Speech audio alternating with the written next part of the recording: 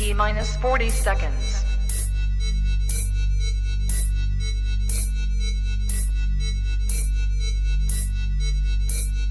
T minus 30 seconds.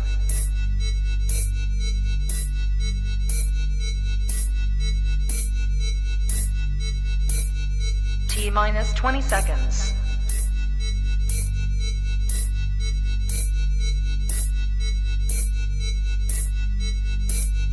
Ten, 9, 8, 7, 6, 5, 4, 3, 2, 1, 0.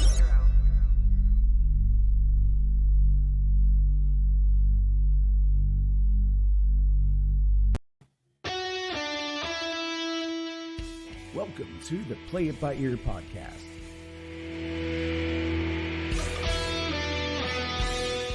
The podcast where the topics may vary because, hey, we play it by ear.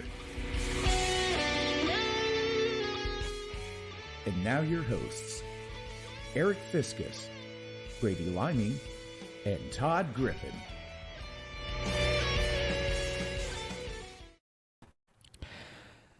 I love that low drone at the end of our 50-second countdown. I find myself every week allowing that to play longer and longer. Wow.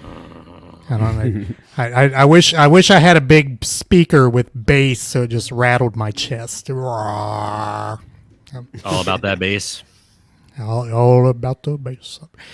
I'm rambling. That's It's what we were alright. talking about. The getting to play like the bigger festivals, like we played the Geta Fest last weekend, and it's such a big stage and big sound system. It's like you can feel every note up through your feet and into your other parts. Your nether regions. I love it when it's like an AED, like. Yeah. Yeah, I think the biggest example of that I've ever experienced was my 15-year-old self in the 15th row of David Lee Roth and Poison at the Cincinnati Gardens. And David Lee Roth, at the song Jump, they hit that opening. And Yeah. before that, and I mean, it hurt my chest. It felt like Yeah, I there's was some- being punched. There's some sort of I don't know. I'm not a tech person. SJ would know, but there's something that like on drums they do. Blink 182. They have a song called "Feeling This," and there's during the pre-chorus or whatever. The drummer hits something. It's not a regular drum. It's a microphone. It's a microphone that's used for the drum. And it same way. Like you could be anywhere in the arena or in the amphitheater, and you feel it and blows your hair back. And yeah. So Like, If anybody is you have to yell clear before he hits it. Clear! Fire in the hole! But yeah, I don't know. I have to find if anyone listening is a sound person and knows what I'm talking about. But I think it's a type of microphone. It's not the actual drum itself. It's the type of microphone used. A boom But mic? It's no. It is not the kick drum. It's not. It would be put on like an extra tom or something. An extra floor tom or something just for that particular sound. Where's the little microphone? That mic's so big that it's big. Now we're all rambling. Hello, Savannah. Welcome Savannah. to Hall of Famer. Hello, Mrs. Wilson. Hello. I'm Eric Fiskus. I never introduced myself. Welcome to episode 50. Why did I say 56? 67 of the Play It By Ear podcast. 67. 67. Brady Liming is with us, Hello.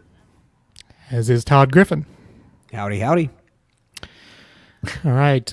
We invite you to visit our website, Brady, if you will, I will. www.playitbyearpodcast.com, and you can find much information about our little show here. Welcome back, Howard. Been a while. It's been a while. You beat me to it, Eric. All right. Visit our website. You can find all kinds of things there we will talk about as we go along. Allison, another Hall of Famer, is with us. Hello. Hello, hello. Howdy. How's things down Alabama way? Alabama. I bet it's sweet. It's sweet and it's home. Dale Lewis. Welcome. Howdy. I feel psyched up, Dale. Now that he's all right, fellas, let's do this. Like, Yeah, Dale did quite a number the other night at the Vinyl Countdown show with his blow up guitar. He did. Won the contest. He did. He Won took the it gift all. card, yes. took it all. Did he?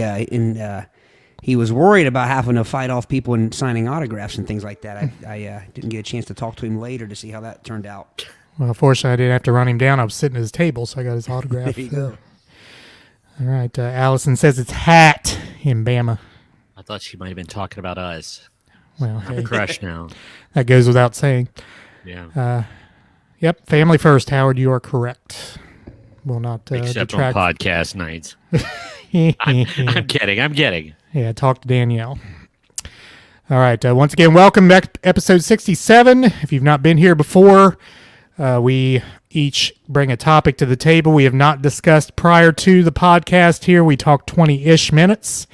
And if you want to know the definition of ish, you can go to our website and look at our isms. Ish, it does have a definition. But ish tends to be a little longer than 20 minutes. And we exhaust each topic before we move forward. So, And hopefully not our listeners. yes, correct. I just want to point out how dedicated I am because literally right before the countdown started, I knocked over a giant mug of water, and I'm watching it roll down my walls. It's running down my walls and on my floor and on my Spilled it on the wall. on my. I mean, I knocked it that way. I can't see what I'm doing here. I knocked it diagonally, and my desk is up against the wall, and so it's running down the walls. It's on my albums. It's on the.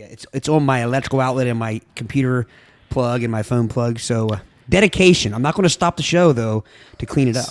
So if you all of a sudden go out or we all of a sudden see your hair stand on end, Yeah. you've been electrocuted. Yeah. So I'm hoping it'll be dry by the time I'm done. I don't have to worry about cleaning it up. Correct. Good to know. It is just water after all. All right. We are in the order on the screen that we will go tonight. Todd will start us off. Todd, you have the floor. All right. I'll take the floor. The floor. And probably not very surprising to most, I'm going to go with a food topic tonight. But I will have to say this was an Eric suggestion. We've mentioned before, sometimes we'll kind of bounce ideas as far as topic ideas, and we don't usually go much deeper than that. But I think we've all seen this on Facebook multiple times and in multiple forms. But this is kind of if you've ever seen on Facebook, and Eric, I know we'll have to be very careful on this particular topic to make sure that we are detailed and explaining for our people who aren't watching.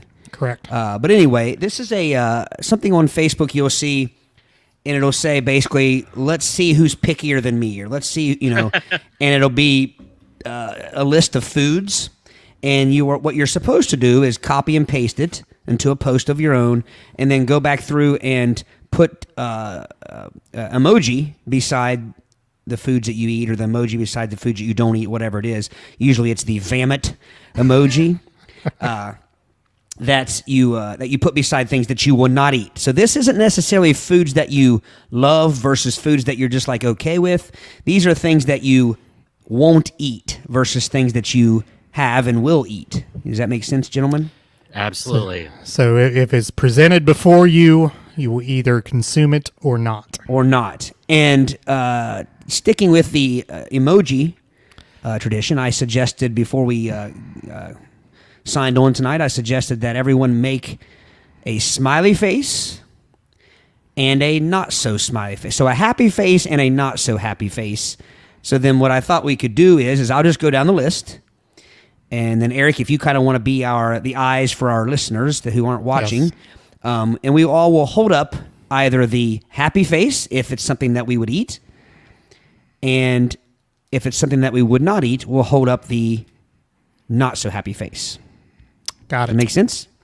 And there is one more thing I'll ask you guys. Do you want to keep track to where we can say at the end, like, I wouldn't eat this many? I mean, we all know who's going to have the most unhappy faces on this list. So do we need to keep track, or just for fun? Don't worry about keeping track. What do you guys I think for fun, we ought to keep track. Keep track. Okay, I need to grab a sheet of paper. Hopefully the paper's not wet. It's in the desk. Wet. Wet paper. Wet paper. All right. So I'm going to keep track, I think, on my paper of everybody keep track of their own Okay. things how many they would not eat. Okay. All right. Very first off on the list, we have number 1. This harkens back to our interview with a couple weeks back, but this is Miracle Whip. Miracle Whip. Gentlemen, on the count of 3. 1, 2, 3. All right. Not surprising. So, for our listeners, Eric and I both held up our happy face, and Brady, unsurprisingly, held up his not so happy face. It's white. I don't like it. So, we could probably riff on some of these too. Can we all agree that Miracle Whip and mayonnaise are not interchangeable? They are not. They are not interchangeable. Absolutely not. They are for different things. I like them both, but we grew up as a Miracle Whip family. But they're not interchangeable. And some people say they can't taste a difference, which I wonder what kind of demons can't taste a difference between Miracle Whip and mayo. Yep. Because I don't like it, I don't eat it in anything. I can't speak to it, but I am pretty confident in saying that I bet there's a goodly percentage and portion of people that do think they're interchangeable. Just saying. I agree. I think there are. I can't pinpoint, like, if there is the white condiment on my sandwich. I cannot pinpoint as to which white condiment it is. Like, I can't say that's mayo versus that's Miracle Whip. I think in a blind taste test you could tell the difference. Well, maybe. I don't know. Miracle Whip is sweet and tangy. Mayo is kind of I don't know, bitter and salty. I mean, I would have to be in a blind, deaf, and moof test because, like, I could smell it. I could hear that when they plop it in the can. Yeah, just everything about it. No. Now, I will say this. Miracle Whip definitely has more odor than mayo. It's an interesting choice of words there. Odor. Yeah. Odor. All right, Aroma. so- Aroma. There we go. Yeah.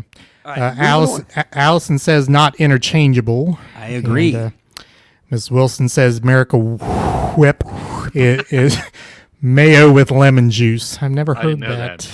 I mean, is it actually that, or is that her comparison? It has to have sugar. So I don't think the lemon juice would make it that much sweeter than regular mayo.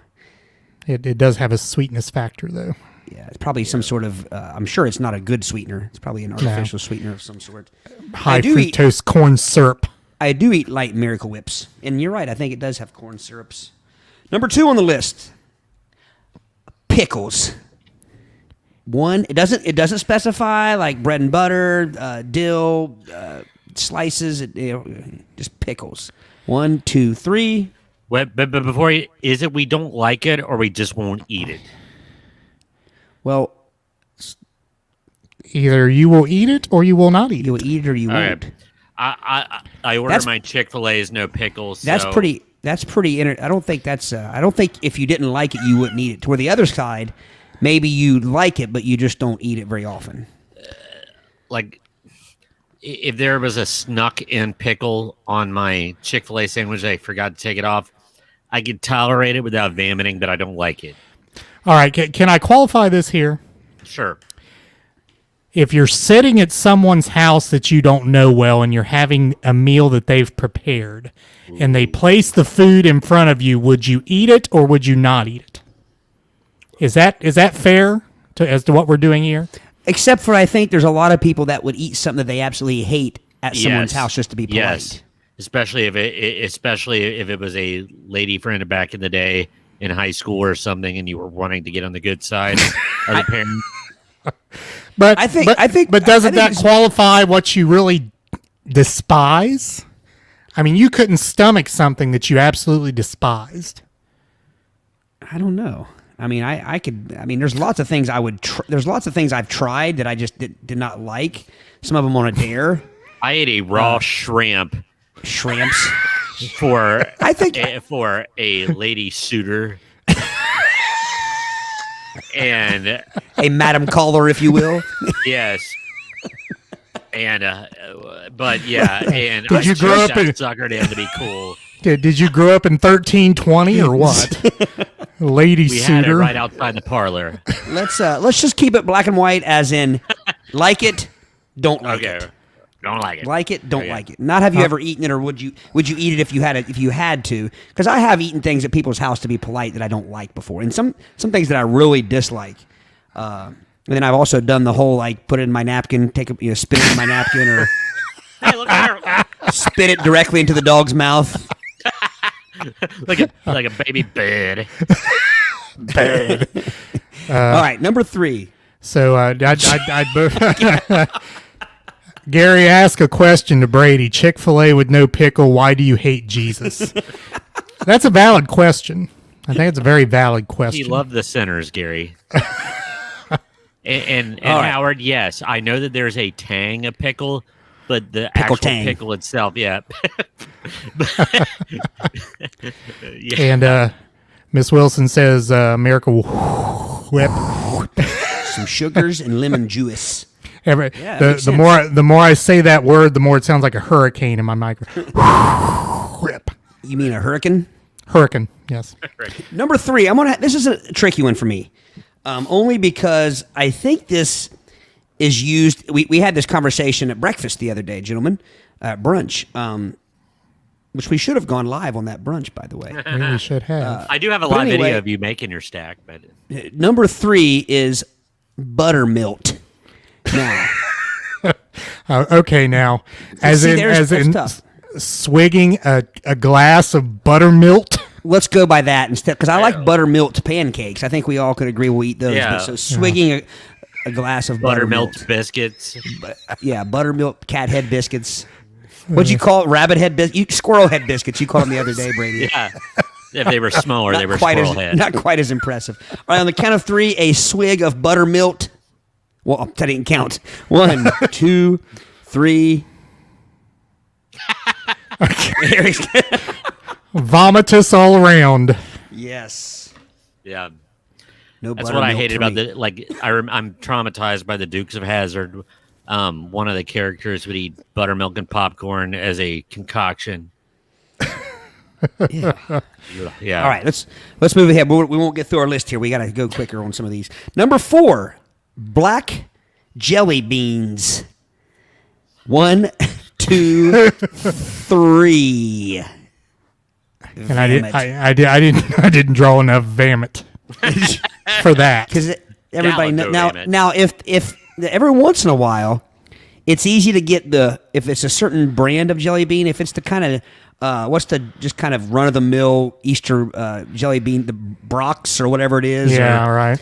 You'll get. It's hard to get. Sometimes you'll mistake the grape for the licorice, the yeah. licorice, and that's an easy mistake to make. Grape is good, but the licorice one's Right. very bad. Bad. Great good. Not bad. Under the same umbrella as the pink and white good and plenties. Oh gosh! But the thing about those is they fool you by making them pink and white. Yeah. So you think it's going to be something fruity or vanilla-y. Yeah. Should be called bad and too many. Yeah. Should be called hoist and vomit. Howard loves black jelly beans. And Gary says only black What? jelly beans. What That's is like going the, on here? That's like the band writer from hell right there. It's like we only want black jelly beans backstage. Okay, One of those Gary. Norwegian death metal bands. Yeah, your own question back at you. Why do you hate Jesus? All right, number 5 on the list. We've talked about this before. Pineapple pizza. 1, 2, 3. So, all right. So let me qualify again. You say like or don't like? Is that what we're doing here? Yes, dislike. I mean, I've tasted it. I mean, these you have to have tasted most of these All to right. even know. So Then dislike. Dislike. Yeah. Brady with the only smiley face on that. Actually, one of my favorites, the mellow mushrooms Maui Wowie pizza, jerk chicken with pineapple. Yeah, good stuff. I'm gonna take it a step further and say jerk chicken has no business being on pizza. That's a fact. Yeah. I don't want my chicken jerked on pizza.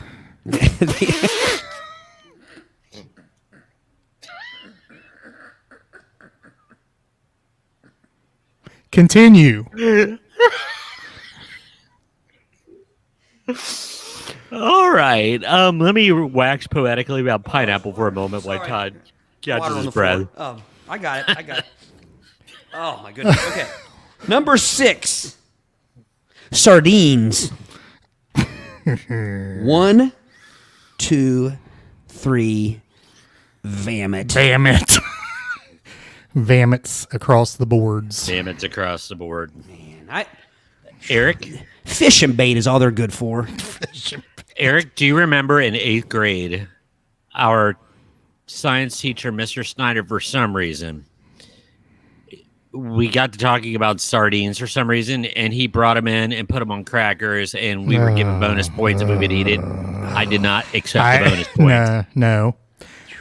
No, fail me. There's Give not me enough an F. mustard in the world to cover that I would put that on a cracker and eat it. I mean, maybe if you put a giant chunk of cheese, a volcano of mustard, and just you just hide the sardine, I could maybe pull it off one. There would have to be a sliver of fist and a gallon of like nacho cheese and bread to cover up any aroma or texture of it. Texture, yeah. Yeah. All right. The only thing mildly amusing about sardines is the little All right. So the number little tin it comes in that you have to roll open. With the key, all right? Yeah. Can of slop. All right, number 7. Number 7, oysters. 1, 2, 3. Vomit. Damn it. 3 vomits.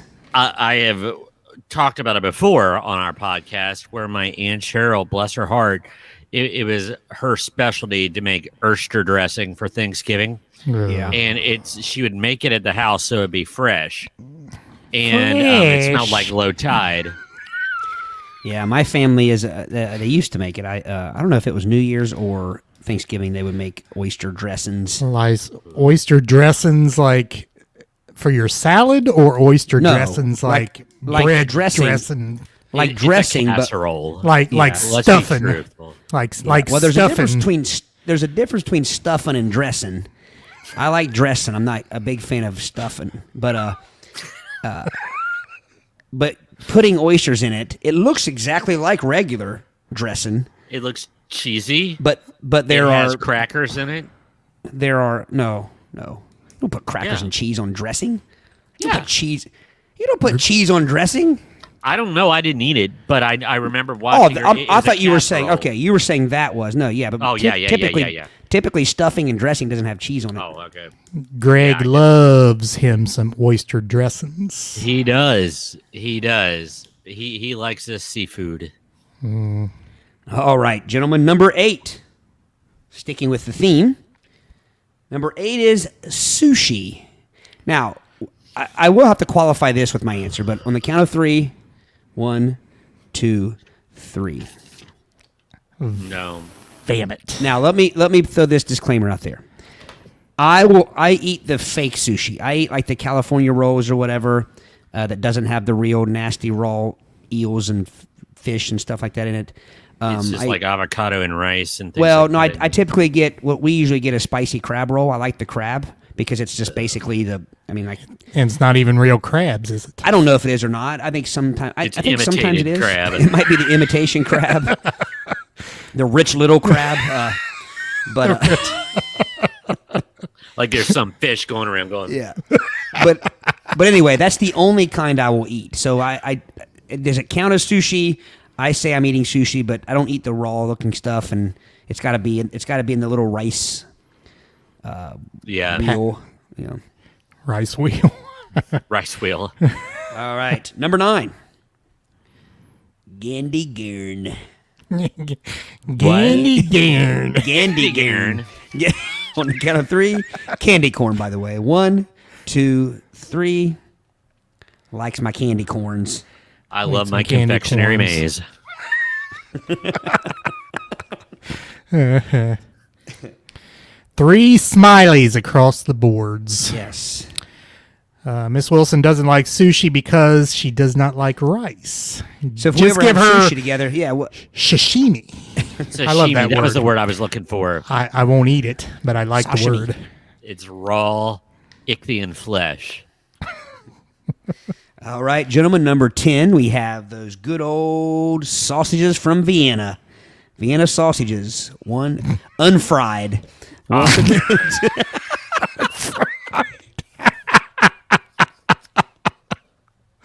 One, You didn't 2. sit. That's an unfair qualifier. I'm just but okay. If I could cook them, if I can't, All right. So, what do you Damn say, it. Eric? What should Damn it be? Any way at all, or just straight out of the can with the mucus around them? I would say the ordinary human race who eats such things eats them Yeah. raw. Yeah. So, Yeah, you going that- no, Brady? can Now- we revisit that? Because, Well- like, for real, like, I didn't know that I thought only hobos ate them raw. Well, see And- now and- that I want to revisit it also because people may have been late to our show. In one of our really early episodes, Really early. Brady was throwing shade at a kid he saw in the cafeteria eating raw sardines and thought that was just No, it was terrible. Vienna, No, Vienna Vienna sausage. sausage. Or Vienna sausage. Oh, sorry. I had Yeah, sardines. yeah. Yeah, Vienna sausages. And Todd and I are like, they're supposed to be eaten raw. Yeah. That's And the only way I thought you could. Brady's world was rocked right here on this podcast. I wouldn't even think that they could be fried. I would think they would break apart because you would not be able to get a snap out of them like you can a good hot dog. So I don't know. But either way, moving right along. We may have to do this in 2 episodes. Number 11, Brussels sprout. Brussels sprouts. 1, 2, 3. I'll eat it. I don't mind you'll those eat it. sprouts from Russell. Not- I think they smell like urine. No, your urine smells like Brussels sprouts after you eat them. No, that's Yeah. it's not Brussels sprouts. That's Brussels sprouts are What's it mini cauliflowers. yeah, but that's not Are what they? makes your urine stink. Yes, they are. Wait a minute, your Brussels sprouts is the same species as cauliflower? Yes, Are you sure? Really? yes. We need some No. guidance. mini need a botanist. cauliflowers. But asparagus is what makes your urine stink. Well, that too. Well, yeah. Number 12. If somebody wants to chime in on, I'm going to keep going and you stop me, Eric, if you see things that. Number 12, mushrooms. Mushrooms. Mushrooms. Okay. Now, I know there's lots of different ways, different types. Yeah. I'm just going to say, in general, across the board, do you enjoy mushrooms? Do I One. enjoy them? Okay. Do you like them? Yeah. 1, 2, 3. Yay. I don't enjoy them. I can eat them on a pizza and tolerate it because I think they taste like dirt smells. But See, I but think like, go ahead. go ahead. I interrupted you. Go ahead. Well, no, I just think they taste like earth. Like when you spade up a plot of ground, I think that's Yeah. what mushrooms taste like. Well, my brother, when I was in Florida, someone there grilled us some mushrooms. Are they the shiitake or whatever they're called? Is that what they're called? Shitake. The shit mushrooms. And So this person grilled these things, and they had like bacon on them and cheese, and they looked delicious. I mean, if it were any other type of food, it would have been scrumptious. So I had promised I'd eat one. So I cut one in half and I ate it and I finished it. And the taste of it wasn't terrible, but my brother had a great point. It's the texture. It tastes like eating raw chicken. Or I'm sorry, the texture feels like eating raw chicken. It feels like you're eating something that is not cooked. Properly cooked. No matter what kind of glorious toppings you put on it, cheese, bacon, it's still, when you bite into that big old shiitake mushroom, it tastes like something that is raw. I've never thought about that, but Donnie Griffin makes an outstanding point there. He does. Yeah. That's strictly texture. Because again, every other taste combination on that thing was delicious. I picked up one of those shiitake mushrooms that had all this the cheese and things on top of it, and I thought it was like some kind of like garlic bread or something, because it was like one of those big thick ones, and I had no idea. And I bit into it. I immediately now, I mean, you would think that I immediately vomited. No, but I immediately knew something was amiss, because the texture, it tasted fun, because like the mushroom itself was just kind of there for. Yeah, it was a holding mechanism for the stuff on top of it. Yeah. So I just kind of had to disassociate myself with it, and I finished it up because the toppings were delicious. But like, if something is that neutral and unnecessary, why mess with it? Yeah. Well, you need to have you have to have a vehicle for getting that to your mouth. I mean, you can't just grab a wad of cheese and greasy. I mean, breads. Why not? So Eric, you were the only one that said you liked mushrooms. So do you eat them every which way? Like, do you like them raw? I mean, yeah. I mean, I like them on pizza. I could have them the way you were talking about, with the cheeses and the various toppings and such. Yeah, I could eat mushrooms in any form or fashion. Now, Greg says he likes his sardines out of the can, rinsed with Bribs and mustard. Is that sardines or Vienna sausages he's talking about? Oh, Vienna sausages, probably so. Yes. Yeah, I like Vienna sausage with crackers and bread, or crackers and mustard. Yeah, that's a good combo. I mean, you just kind of shake them off. I don't worry about washing them. Just shake off the goop. Yes. Johnny does say, he also says asparagus is what fouls your urine, or fouls it more so than what it would be already. Furin. Miss Wilson, senior year, I was my home ec teacher's helper, and I had all the underclassmen calling Brussels sprouts baby cabbages. She even had to unteach my teaching. Baby cabbages. That sounds... Cabbages. Oh, right. Maybe it is cabbage I'm thinking of instead of cauliflowers. I bet it is. Little cabbages. I just know they're from Belgium. Gary agreed with you on the mushrooms. All right, number 14 we have. I'm sorry, 13. We skipped 13. Livers. Livers. 1, 2, 3. Damn it. They should be called dyers because they taste like death. Gross. All right, let me tell you something. Again, if that's good fishing bait. That's what that's good for. This is a true story, not exaggerated in any way. When I was at Morehead State University in my teaching class, there was a group of us. Anyway, a very attractive lass was in my group, and we went to the Shoney's at Morehead for dinner after about 4 of us had worked on a project, and lass. So now you've moved up to 1537. I was going to say. Yeah, I'm hitting my antiquated terms. Pretty soon it'll be like, so we were chatting with some dames, some broads. We're not condoning that. I just got going through the words, but but anyway, like for real. And the most attractive group member, she ordered liver and onions from Shoney's, and I was done. Oh, like, yeah, I'm like, even if she walked up and proceeded to put one on I like, no, because I had just seen what she'd eaten. Yeah, you can't be with somebody like that. No. Okay, ever since I learned in health class what a liver does, I can no longer eat one. That and spleens. No chicken livers or chicken spleens for Fiscus. No, or gizzards. Not eat a gizzard. Eat a gizzard. Some deep fried crawl. Can't say that word without laughing. Gizzard. Crop. With some stones in it. All right. So, number 14. We'll try to keep moving here. Beets. 1, 2, 3. No beets for me. I'd Their rather be texture. beat about the head than eat beets. Yeah, it's like a crime scene on a plate. Three Vamits, by the way, for those who are listening in. Try Vamit. 15 was Bologna. Bologna. 1, 2, 3.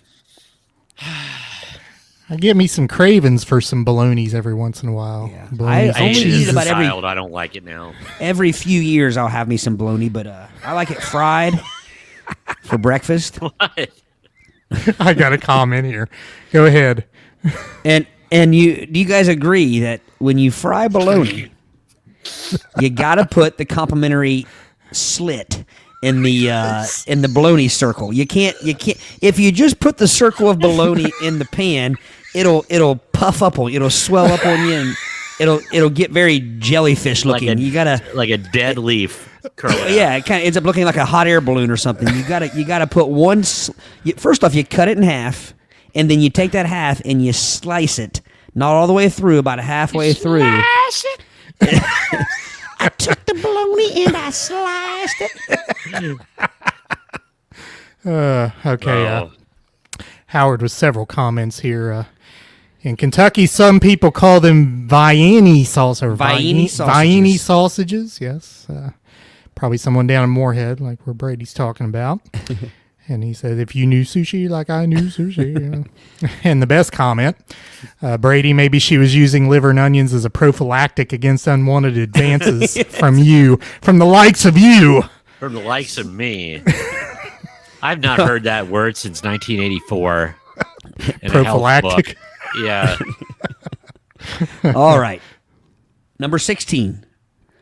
Black olives. 1, 2, 3. Vamit. They taste like burps. What kind of burps? It's the That's a chicken or egg question, isn't it? Yeah. Do they what taste can- like What burps? or do burps taste like them? Yeah. That's well, we'll just jump right to the next one. 17 is green olives. 1. By the way, all 3 Vamits on black olives. Let's see about green olives. 1, 2, 3. Vamit. Can I ask a stupid question? Man, I feel like I'm as picky as you guys with this list. The green olives, the red eyeball part of it, is that stuffing or are they naturally like that? That's That's a a pimento. pimento. Oh. Hence the Isn't it? cheese. Yes. Yeah. It just looks like a bunch of disembodied eyeballs in a jar. I can't go there. Howard says black olives are the ripe olives. The green ones are picked early. I never knew that. I never knew they were even in the did same. not Well, I know mean, that obviously, I either. knew Is they there were. such thing as a green olive quick step? As opposed Probably. to anyway. If you eat enough of them. Number 18. Now, this is another one that I'm going to have to bring a disclaimer into or something because this is blue cheese. Blue cheese. Now, I'm going to say on this one, it doesn't say blue cheese dressing. So I'm going to say it means the blue cheese as in like the actual blue crumbles. Yeah. 1, 2, 3. Vamit. I like blue cheese crumbles, but not blue cheese dressings. I like some blue cheese, like on a gourmet burger with some nice grilled burger with some Is blue it- cheese crumbles. I had some yesterday on a bison burger with a fried egg and an onion ring. Jeez, did you go to the ER afterwards?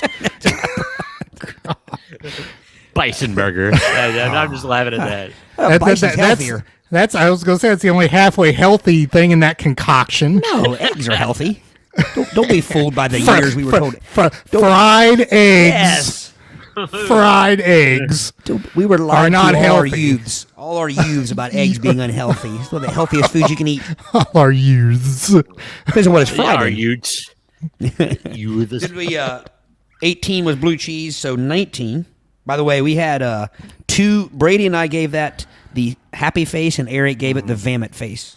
To Number- taste too strong. It's too strong. 19, fruit cake. 1, 2, 3. Vomit. Here's why. Now, if Eric doesn't think fruit should be in salad, well, then it damn sure shouldn't be inside of cake. Well, now, it's a misadvertisement. Yes, it's fruit, but it's like, no, it's not. It's nasty. Yeah, Like jelly. orange peels are in fruitcake. That's Yeah. nasty. it's more like the little the candies that have the little dabs of like Jello. I don't know what it is. Like I know exactly what you know what I'm mean. talking about. It'll be like little Yeah. green. It almost looks like like the nougat little yeah thing. Yeah. yeah. I like those though. I actually do too. But it looks like that. Fruitcake looks like that. The cake 20. itself isn't horrid, but that crap on top of it's pretty awful. Well, fruitcake is more, in my opinion, like fruit bread, and I like banana nut bread. I like cherry bread. I like those breads, but they don't have chunks of gooey fruit in them.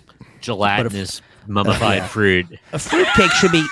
It really should be called more of a fruit loaf, a fruit loaf, Fruit loaf. a fruit loaf. Yes, ism right there. Ism. Fruit loaf? Fruit loaf. Number 20, we've got good old spam. Spam. So is this under the umbrella of spam, treat, and other? Let me see if treat is on here. Nobody's going to Smeat. put treat on. I'm going to say, yeah, spam and or treat. 1, 2, 3. If I could cook it, I could choke it down. Yeah. Now that is Brady. I'll give you that. Spam and treat are often cooked. Yeah. You are the only one to ever cook Vienna sausages. 21. All right. So did Linda Liming do that to humor you? No, I that's the only way I've never known them to exist. Like, But was it for your benefit? Like you would only eat the No. Vienna sausages if they were cooked. I think my You don't know mother- that for sure. I think you need to ask her and report No, back I to do know us. that for sure. She probably is like everybody else. Is like, I'm not going to eat it snot and all. I'm going to cook it like God intended. Well, hang on a minute. Now, hang on. Now, I love Miss Liming, and she very well may have been that way, but she would not be like everyone else saying that because literally you're the only one I've ever heard in 44 years say they've cooked their Vienna sausages. And hey, I grew up on racetracks, dirt tracks. We ate a lot of Vienna sausages. I'm just saying, I'm really not exaggerating or for dramatic effect. Like, I had no idea people ate them raw. I only knew them as cooked items. I'll give you that, but when you say you have no idea, what I'm wondering is how much actual experience did you ever see anybody else cooking them? I mean, like, I haven't because, most people, like, once you get past 8, it's beaks butts and you just don't really want to, it's not good to eat. all right. 21. Cabbage. Crabbage. 1, 2, 3. Like me some cabbage. I'll eat some crabbage. I mean, if they're in an egg roll or something, but I don't love it. Now I prefer cooked cabbage. I love fried cabbage. Here, talk about some hillbilly Like fried? eating. You fry cabbage, and you take a slice of bread, and you butter it, and you put the fried cabbage on it, and you eat it. It is absolutely delicious. I don't mind Now- cabbage cooked in my Chinese food, but To be fair, I mean you can fry most things and they're edible. Yeah. Well, and when you fry cabbage, at least growing up when we had it fried, it softens it. You know what I mean? How cabbage starts Yeah. out hard, and Pretty it even crispy. gets it. It even gets it softer than like what it is if it's in an egg roll or something, because it still has a little bit of a firmness in egg rolls. But Eric, Crisp. I watched you eat a giant bowl of nothing but cabbage a couple weeks back and calling it slaw. Slaw. It was just some dry cabbage. wow. All right, so I think all three of us picked happy faces on cabbage, right? No, Brady vomited. Brady vomited. I- 22. potato salad. 1, 2, 3. Against the rules. Damn it. All right. 23. Eggnog. 1, 2, 3. Damn it. Is it the egg or the nog you don't like, Eric? The raw yegg I do not like. All right. 24. Black coffee. 1, 2, 3. I'm not old enough to drink coffee. No. So that's 1 happy face by me. Brady and Eric both gave it vomit. 25. Anchovies. Oh. 1, 2, 3. I was going to say, anchovies are in the same family as sardines. I can't imagine vomiting one and not vomiting the other. I agree. It's bait fish and eaten as desperation. Cut bait. 26. Grits. Grits. 1, 2, 3. It depends on how you cooked your grit. The entire grit eating world cooks their grits in 20 minutes. So Eric and Brady both gave it happy face. I gave it vomit. Yeah. My wife and son just had some cheesy grits yesterday. Cheesy grits. I like them kind of cinnamony with little butter. Not very much Yeah, butter. if I would eat them, it'd be sweet as opposed to the cheesy route. Yeah. And again, you can cheese most things and it's edible. 27. Sauerkraut. Sauerkraut. 1, 2, 3. Have me some sauerkraut. Eric and Todd go happy. Better. Brady goes vomit. Vomit. Smell. Yeah. No. 28. I don't even think this one we need chicken gizzards. We already said that. 1, 2, 3. Vomit. Vomits all around. It's meant to break down inedibles. It's like a garbage disposal tucked in a chicken. Why am I eating it? As is a liver. Goes 29. I'm sorry. Yeah, 29. Pickled. This is tough for me. Pickled okra. I love me some okra. Okra. Okra. But I don't know if I've had pickled Fried okra has been tolerated. Pickle by its nature will get a vomit for me because of the smell. I think I'm going to go vomit too because I do like fried okra. I cannot eat okra because it sounds too much like a character on He-Man. Orko? Yes. All right, number 30. Coleslaws. Slaw. Well, now there Brady's already. we have had the coleslaw discussion, Many times. and it I don't know that I could put up one face for it because coleslaw is a very wide-reaching term. It is, but here's Bigger how I would bird, pick this Todd. one. Here's how I would pick this one though, Eric. So if I were just to say pizza, we all would agree and probably hold up that we like pizza, but we also know we don't like pineapple. So there might be types of slaw we don't like, or certain restaurant slaw or whatever. But in general, a good slaw, I'm giving it a happy face. Indeed. A nice, moist, small cut, Non-tacky. Moist. small cut slaw. Now, if you start throwing raisins and stuff in it, I might have a little. I don't want that. With some Carrots. saltines. So, yeah. 31, almost done here. 31, cow tongue. Oh, God. Yay. Quick one. 1, 2, 3. 3 Vomit. vomits. I will never forget my grandma Liming. There was this thing cooking in a pressure cooker on her stove. She took it as like, what is that? Cow tongue. It was the most foul looking thing. It was like the pot was going at you. Well, plus they're longer than hell, aren't they? I mean, they're about a foot and a half long. 32. This is too general, I think, but it just says. But I think let's approach this one like we did the pizza. Like I like pizza, not every type of pizza. This just says seafood. 1, 2, 3. Again, I like fried fish. I like crab meat. I don't like lobster that well. I don't like. So that's an unfair designation. I mean, there are change the rules. seafoods that I love. Then you Like put seafoods. But again, I like pizza, but I Here. don't like mushrooms on my pizza. I'm giving it both. If you give me a oyster, no. But see, oysters was already on the list, and we gave Or a it no, so- muffle. But oysters are seafoods. Yes, I know. I'm sure there's So- cow tongue pizza. So I mean, like, Oh, we already said we don't like jerk chicken on pizza, so I wouldn't. Hey. 33 yogurt again. Yogurted. Are we talking like fruity, yummy yogurt, or like Plain. Are we talking? Greek. I mean, plain yogurt is just good for like a sour cream just substitute. plain yogurt. But Sorry, Space on the Wolf count of recipes. 3, 1, 2, 3. I like give me yogurt, but some not I yogurt. love me some Yogurts. yogurt. got them live Yogurts. cultures. Good for the Don't tell gut. me that. Good for the 34. gut. Broccoli. Broccoli. Chop a One. broccoli. She bought some broccoli. She took it home. 1, 2, 3. And she was chop a Chop broccoli. She chopped. Yes. Brady, a no. Todd and Eric, yes. Is for those of you listening at home. It can be eaten, but I don't like it. I don't love. I avoid it. Number 35. We got 5 more here. Number 35. Hominy.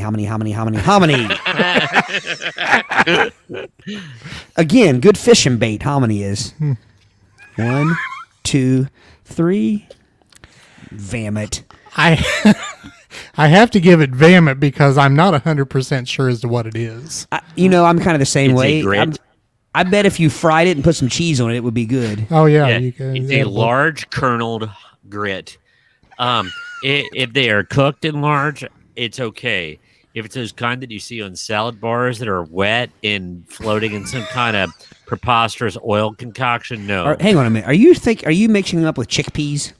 Chickpeas. I've never seen hominy on a salad bar. It was pretty. I was told it was hominy, Okay, maybe so. Yeah. but it makes sense. A chickpea, Yeah. 36. Asparagus. Asparagus. 1, 2, 3. I like me some asparagus. Asparagus Smells like gives pea. asparagus. Asparagus, and it's not that I dislike it. Asparagus gives me the gout. Oh, okay. What? I can't eat it. Really? Really? Isn't it a healthy food? I thought gout No, was like too much triggered well, I by mean, shellfish it and depends. things like that.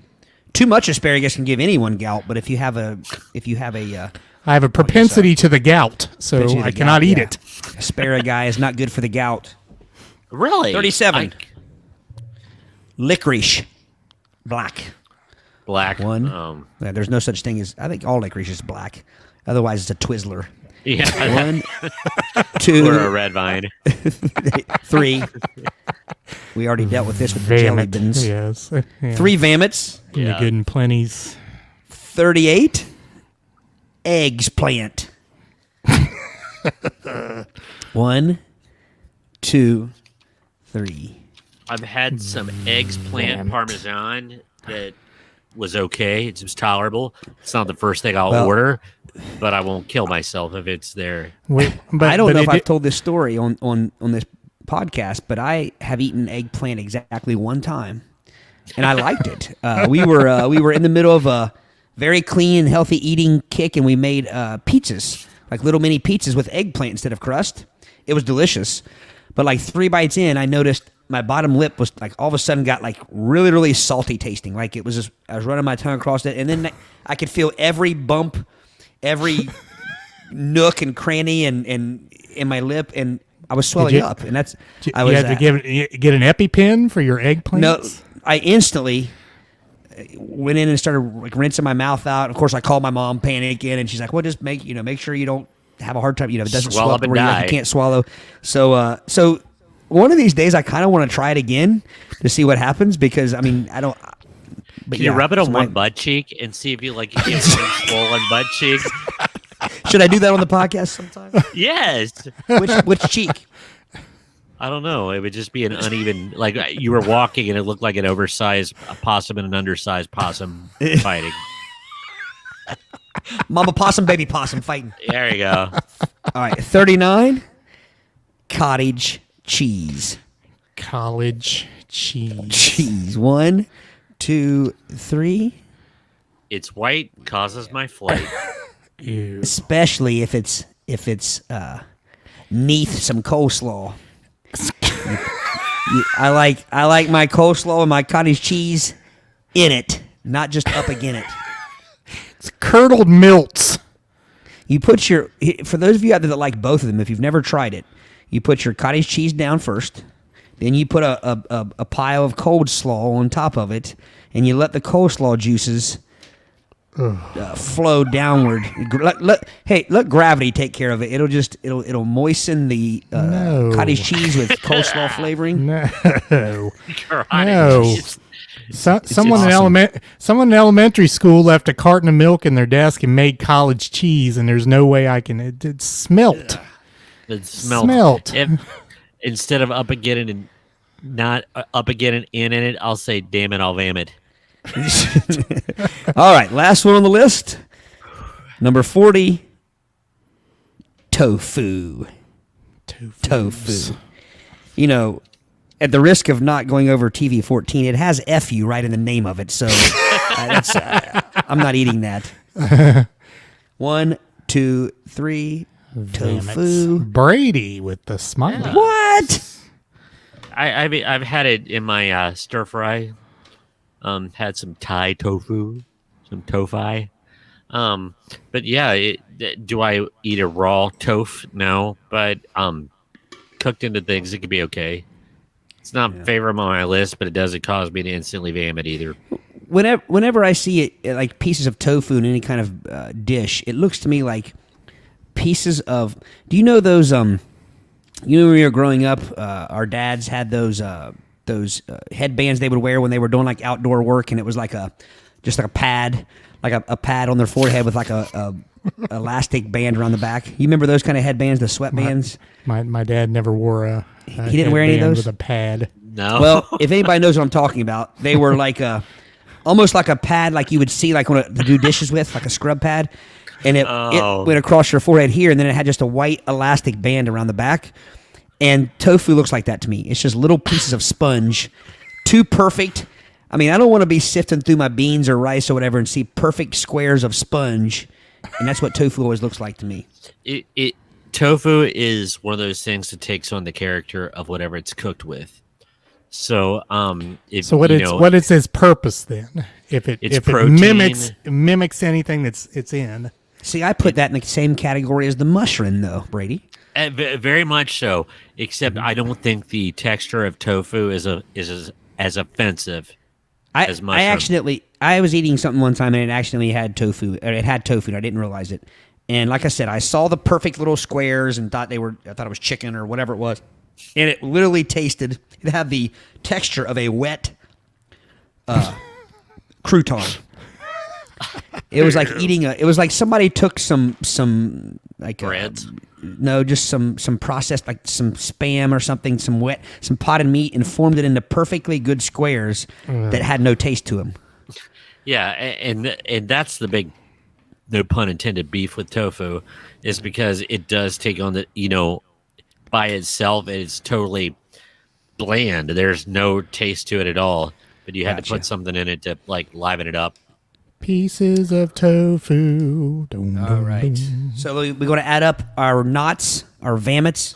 I think I forgot to. I lost count. I know I had more than I did. I think there was only 4 or 5 things that I didn't vomit on. So really, I'm surprised. I had 20 vomits, so I had 50% vomit on that list. I would say that's probably where I should have been too. I'm about at 75% vomit. So.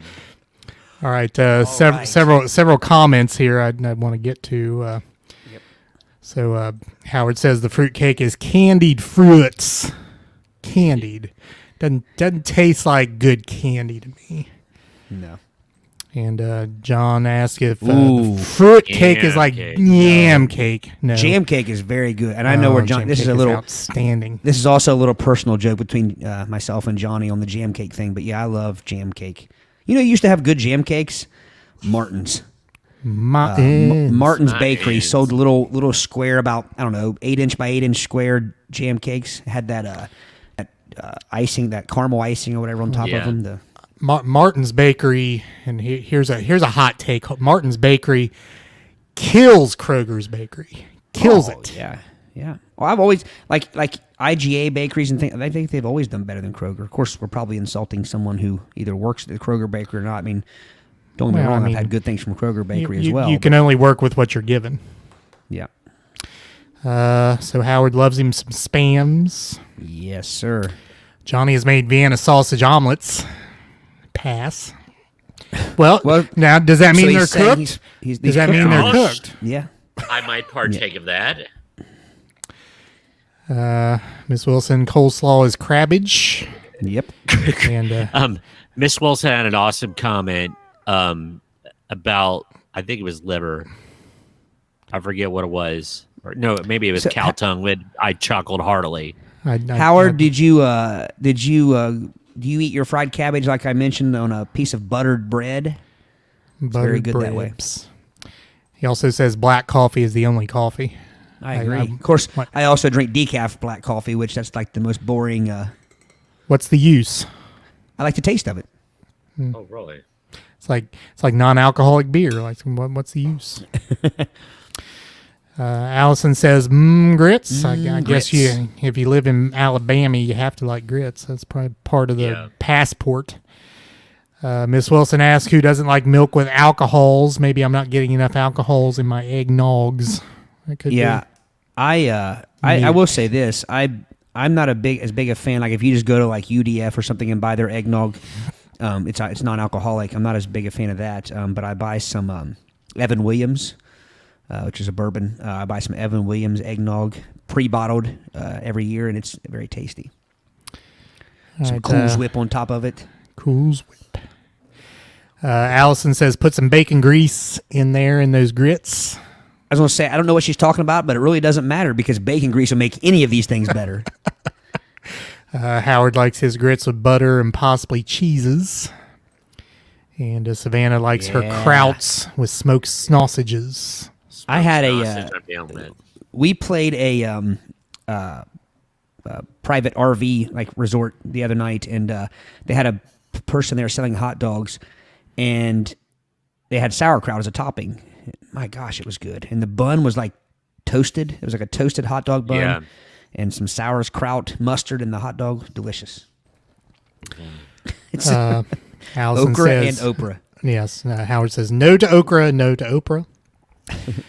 Allison, absolutely yes to the cow tongues.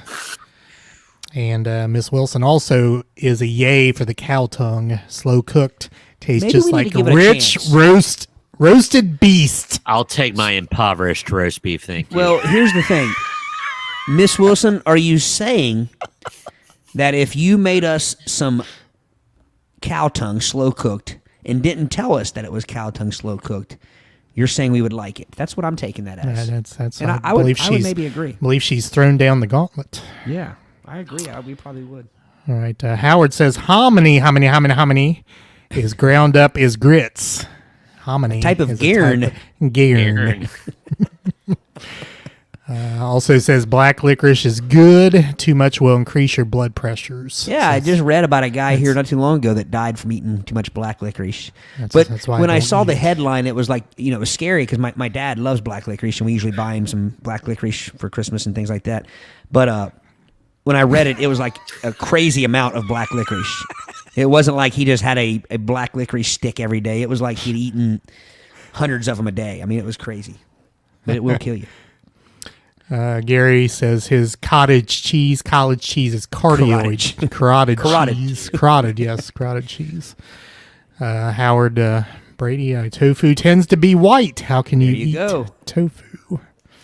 Also says Danielle makes the best blackberry jam cakes ever. Yeah. So we will take food donations. Some of this stuff sounds delicious. I will not be excited to accept Miss Wilson's offering down there. I will try it, Miss Wilson. A cow tongue slider. I will try a cow tongue Great slider. band name. Isn't that it was the aftermath? I had a very, very poor. I had a very poor French kissing joke there with that cow tongue slider. Oh my goodness, we have Gotta get you thrown out of destroyed the roller rink. we have destroyed an hour and 5 minutes with this food list. No, but I will. If Miss Wilson is willing to make us some cow tongue sliders, I will try some, and it'd be nice to wash it down with some blackberry jam cake with no buttermilk. No We don't want no buttermilk. buttermilk to wash it down. All right, great topic, great input by the audience. Go to our website, www.playbyyourpodcast.com/support. And you can support our podcast by becoming a member. And again, I will remember to share our website page here so you can see it. And our crowdsourcing platform is called Buy Me a Coffee. And I'll show it to you here. I'll show you our page. And you can see our members, our Earbud Hall of Fame. We've talked about Allison being in the room, also Savannah. Christy and Joe Rocky, Chuck Griffin, and Jessica Longacre round out our Earbud Hall of Fame. They are all members of our podcast. They support us through our crowdsourcing and financially. So we appreciate what they do for us. And we've talked about some stickers for our podcast. So that's part of what we're looking at for what we're doing with our funding. And you may see those here soon. So if you want to look into that, it's on our website, www.playbyyourpodcast.com/support. All right. Danielle said she will bake us 3 small jam cakes. Oh, yeah. Outstanding. We accept. We will Nice. accept that. Yes. Cow tongue sliders and jam cakes for dessert. What say you, Brady? I love dessert. Love dessert. All right. Speaking of Brady, you have the floor, sir. Okay. Since Todd did a food topic, we were kind of like getting back to our roots there a little bit. So you can't have a food topic at a game. We need to throw in an animal topic. We have not done one in a while.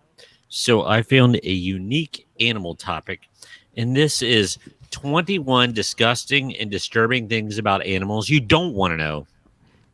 And we're going to tell you anyway. We're going to tell you anyway, like where cows do with their tongues. No, I'm serious. I'm kidding. So are you ready for this, gentlemen?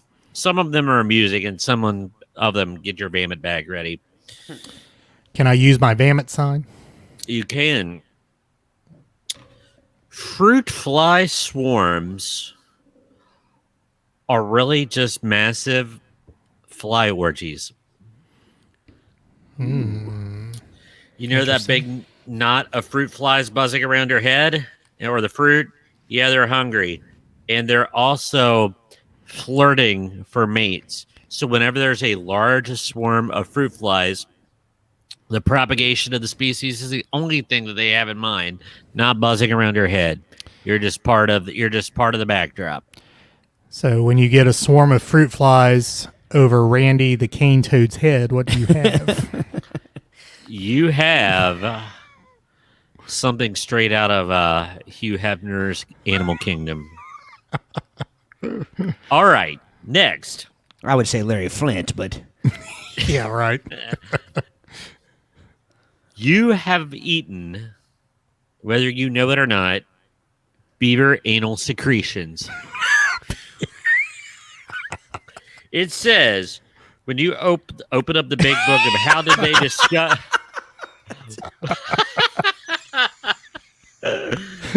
Vomit. Anyway, how do they discover this? You'll find a nice large section of beaver butt juice in there. It's more properly called castoreum because it's a nice Latin name that makes the most horrific things sound okay.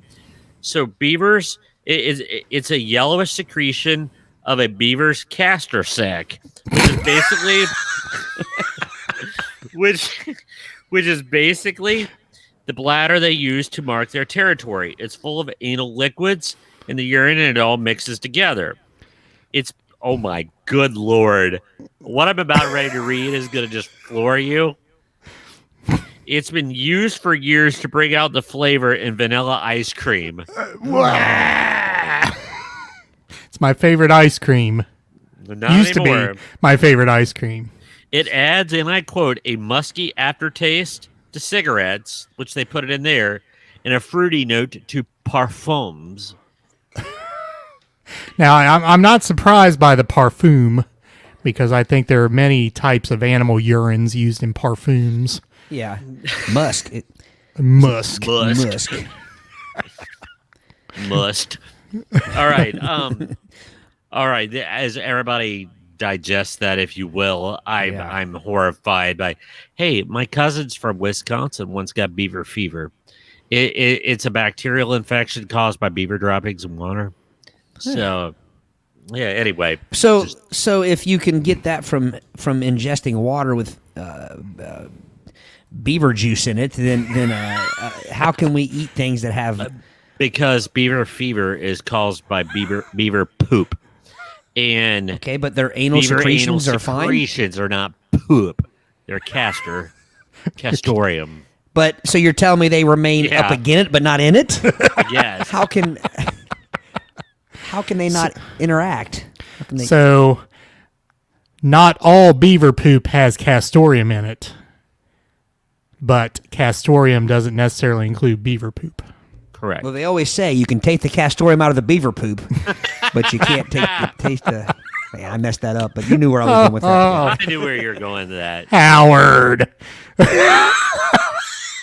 I can't even read it. Howard, shame on you. But congratulations, that was a good Yes. one. We just can't read it. Nice. Okay. So, on to the next one. Some frogs will make homes out of elephant dung. Not Randy. When you're a tiny 1-inch long amphibian and there aren't many nice leaves to make a comfy home under, you find a big steaming pile of pachyderm poop and cozy in on it. I love the So- alliteration. Yes. Pile of pachyderm poop. I can't even say this next sentence without cracking up. And I'm reading. The name of this frog, the ornate narrow-mouthed frog, gets a lot out of pachyderm poop. It provides shelter from the sun, packs a ready-filled pantry, and also the bugs crawling through the feces makes for quick, easy frog snacks. So it's like an edible RV. So if you call something ornate, it makes it sound a little more, Sophisticated. yes. All right. Proboscis monkeys taunt each other with their southern proboscis. I didn't read through the whole thing. I could tell by the look on your face you had not read through the whole list. They show off their monkeyhood to taunt other monkeys. Who, I Can't mean, even put this picture. Proboscis monkey's face is funny enough. Eric, you need to pull up a picture of a proboscis monkey. Oh, is he gonna pull one up? I can do that. Please don't. But to continue on, yes, they said they're prone to being angry little boogers, and yes, so to taunt potential rivals for mating. What, Eric? How come looking at that thing reminds me of every scene in a comedy where it's a bunch of old men in the sauna? Why does for some reason when I see these things? I think it looks like Jimmy Durante. All right. Hold on. Oh, hold on. Here, I've got to get to the right tab here. Yes, you don't want to mess up this tab. Trust me. There is a proboscis monkey. I tried to get a good side angle there. Yeah, it looks like it's a corn dog on its face. Or So a cattail, but not a banana Foster or whatever. Hey, So its upper end doesn't look much different from its lower end. Thing's got a hell of a hairdo, though. It's got the Chuck Woolery going on there. it does. It's a hair helmet and a proboscis to boot. Not Chuck Woolery. I messed up. Who? Eubanks. Bob Eubanks. Oh, Bob. Bob Eubanks. Yeah. All right. The greater short-horned lizard squirts blood out of its eye to ward off attackers. Not only is it blood, but it's silly blood. It stinks too. So, sorry, am I? Let's see. If you cut me, do I not bleed? So we don't know what you do when you feel threatened, but we are willing to bet that however horribly you react, the greater short-horned lizard still wins. That's right. It shoots blood, not trickling blood, but we're talking about real blood projection from its eye sockets that will splatter things up to 4 feet away like a water gun. It So doesn't even hurt. So what's but it called again? stinks.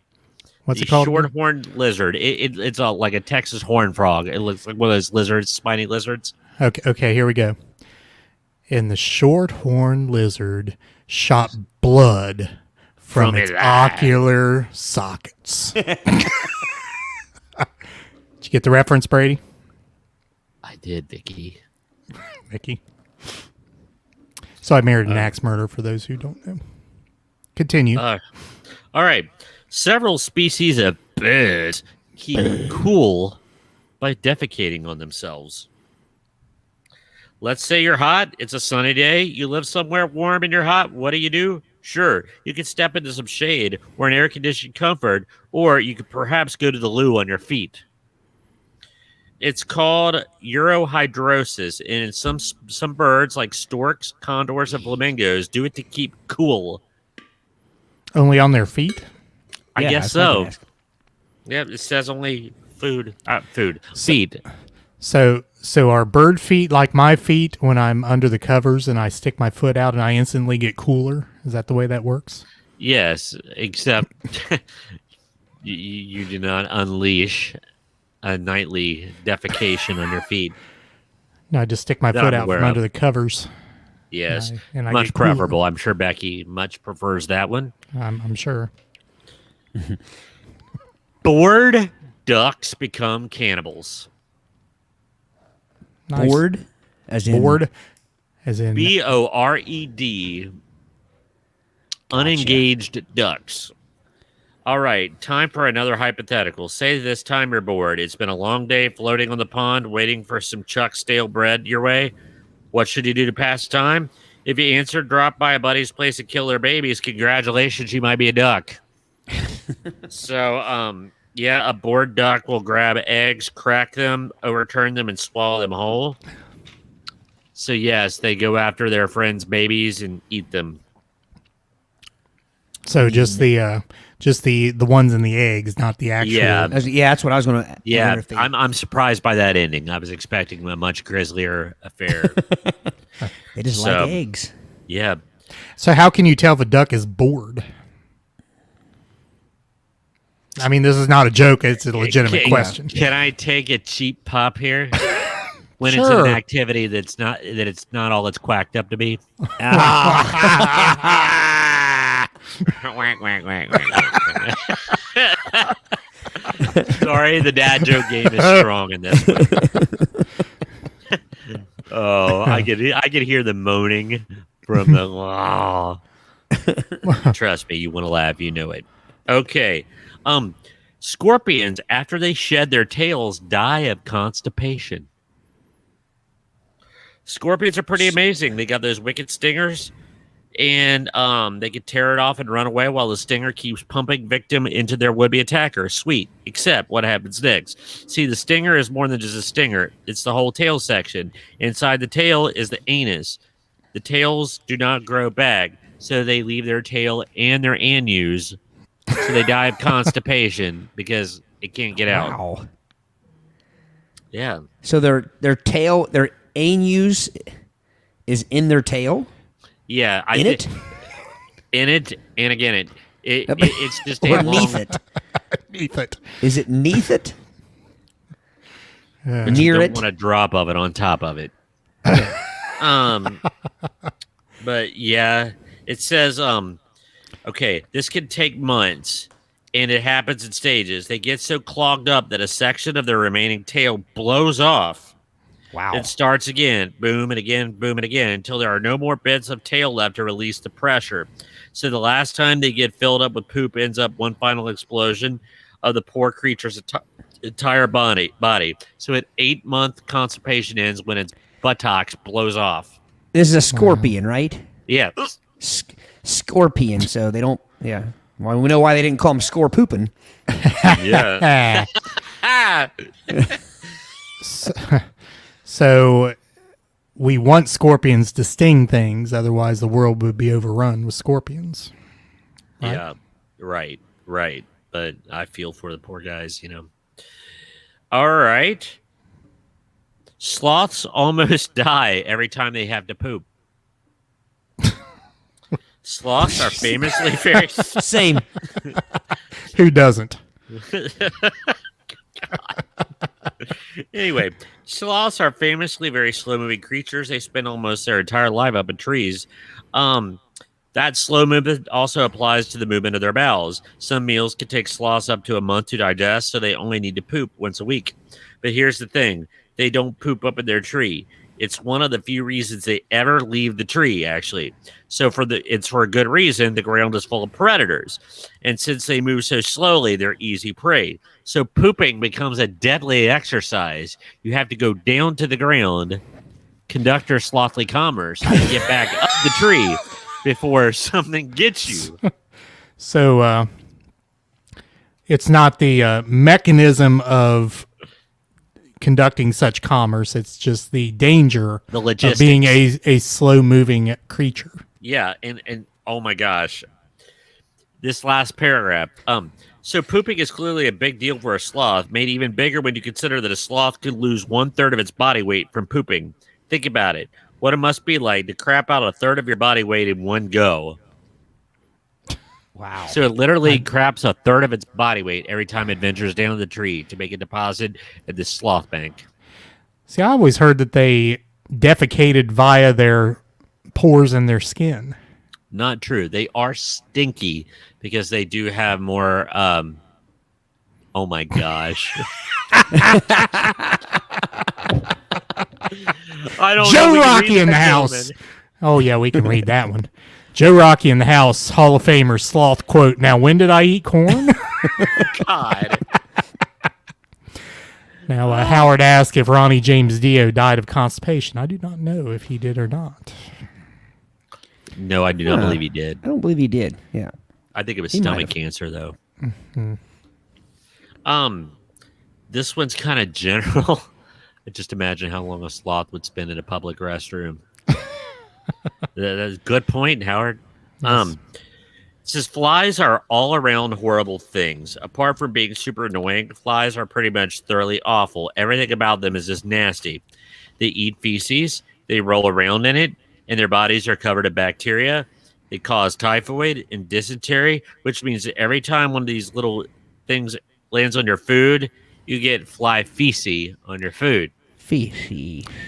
Well, is it is it fly feces or feces whatever they landed on?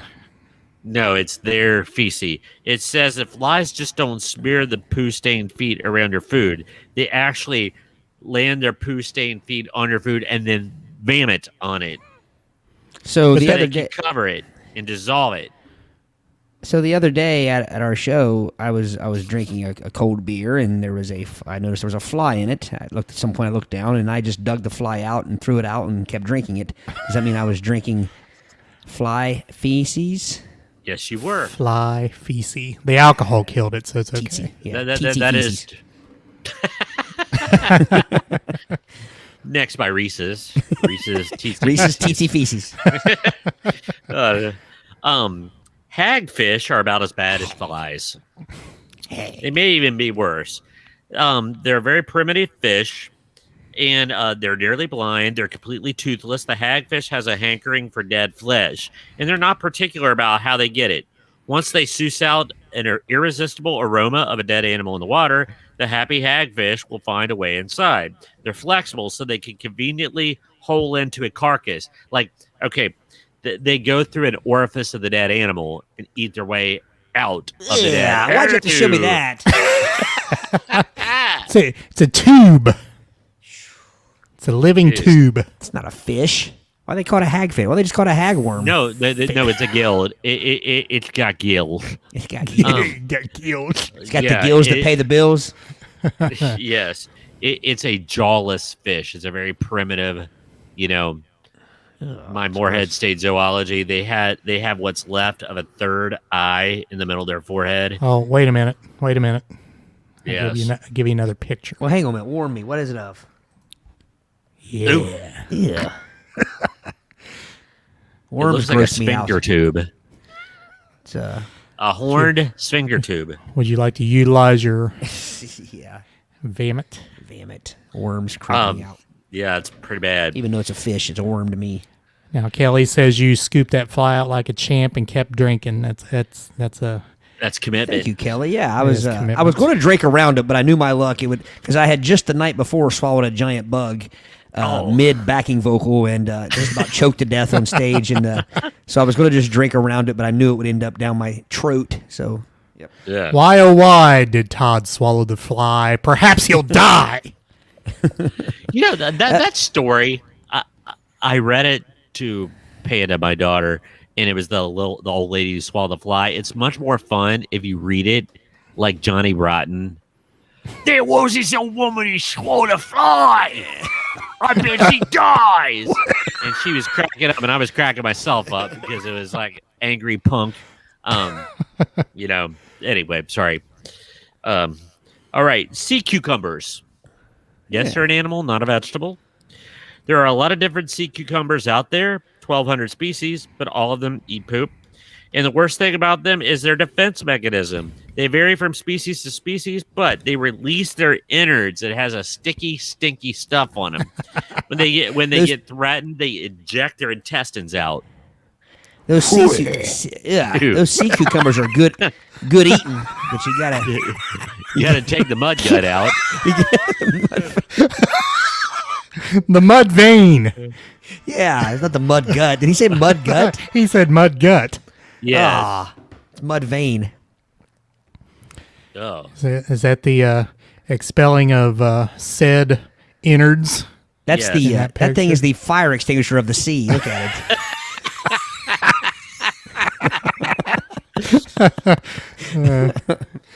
Oh man. It says, "Fear not for the timid sea cucumber. They regenerate every bit of themselves, including their bungs. So when they blow it out, it regenerates." Snapping turtles can be trained to be morticians. This little nugget of horribilia comes to us from India, where the sacred Ganges River flows. The river is famous for lots of reasons, and a lot of people will bring their deceased loved ones to its waters for a final resting place. The icky offshoot of this practice is there is an unseemly number of corpses floating down the Ganges. Naturally, the solution to the problem is they spent $32 million invested into snapping turtle farms. Since 1990, 24,000 especially trained snapping turtles have been set free in the Ganges to eat carrion. Actually, that'd be floatian. Because Carrion. Yes. But anyway, yeah. So it's very good at its job. They're like reptile vultures. Well, it's also like leeches, right? Leeches do that. Yeah. Man.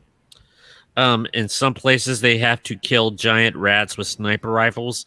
There are some places in Asia where wild rats, not the city rats, can go up to 11 pounds. Ugh. At a big rat. Vomit. I saw for the first time ever, leaving Cincinnati last winter, I saw my first city rat. We were stopped at a stoplight, and out of the corner of my eye, I thought I saw a cat. And I looked over, and it was a rat. Cat? It was a rat on like a post of a lamp, of a street lamp. Yeah. Country rat, Nasty. city rat. Country rat. Yeah, oh, man. That's disturbing, man. Those big ones. I've always heard of those. Now they said that there's some like crater hole in Indonesia, like one of those isolated islands where people don't go. That in this isolated valley caused by a crater, that these people discovered this rat. It's like 12 pounds, but it's totally harmless and cute. That it had no fear of humans and walked up to him like a pet because they were curious. And they said they're cute and fuzzy. But those city rats, like, yeah. Koalas are really gross, according to this. There is a chlamydia outbreak killing the koalas in Australia. That's a damn shame right there. Yeah, that is a shame. How do they, okay, this is going to be weird, but how do they know that? Like, how do they, okay. I mean, are they doing autopsies on these things once they die to find out that they are dying from that? Is that what they're doing? And Okay, is how am I koala going to say bear this? chlamydia the same as human chlamydia? Koala clap. And, okay, they Nice might alliteration. seem, thank you. They're cute teddy bear things, but evolution, it says, has not been kind to them. They have one orifice that takes care of urinary, fecal, and reproductive. Like Use- a bird. Yes. So And, one-stop shop there. That's interesting. So, Stop. Big lots. But anyway, because of the bacterial and everything, it's not that's it, I guess a lot of bacteria hangs out there, and that's why it gets spread, and it has caused a lot of issues in the population. but that seems to me like something that, okay, first off, wouldn't be I would think that would be just something that, as long as there have been koalas, that would be something that has been happening. It's not like their bodies have changed, or their, if it's, I would think that would just be part of life for them. Part of Yeah, I'm sure. Just like anything, there's plagues that happen. More virulent. What do you call it? A strain of chlamydia. Yes, thank you. A mutation. Is that was where I I mean, was are there? looking for. I mean, because they're when you're the delta variant of chlamydia. Yes. So what? They're a unihole creature. So I mean, what do they? Seems like that would be par for the course. Unorifice. Anyway. That'd be a hole in one, wouldn't it?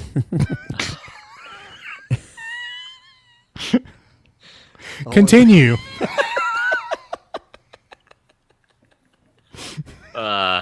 Koala de Chambeau. All right. Anyway, otters are murderous, and they engage in necrophilia, and they are interspecies offenders. I think there's something about otter secretions too. I just saw this here a while back. Yeah. I'm gonna look that up while Those you're talking. otter pictures I sent you guys, the angry otters. The one that looked like it. I laughed for 10 minutes, but anyway, it just says that they can, said they just male otters can be really out of control at times and indiscriminate. Let's just leave it at that. Let's see. And even ladybugs, a cute little ladybug, so pretty. Oh, look, it's got a bunch of eggs there. How nice. Lots of little ladybugs. Say, what's it doing there? Oh, it's eating its own eggs. So the mother will cannibalize its own eggs. Not to be Maybe I'm confused with a thinking of- Japanese beetle. Maybe I'm thinking that otter secretions are used in perfumes and colognes. That's probably what it is. Parfum. Yeah, that might be the case, man. There's that whale blubber stuff called ambergris or something like that they use, but High price stuff. No, they is. mark their scent with feces, urine, and possibly anal sac secretions. Feces, urine, and anal triple sac threat. secretion. triple threat. Oh my gosh.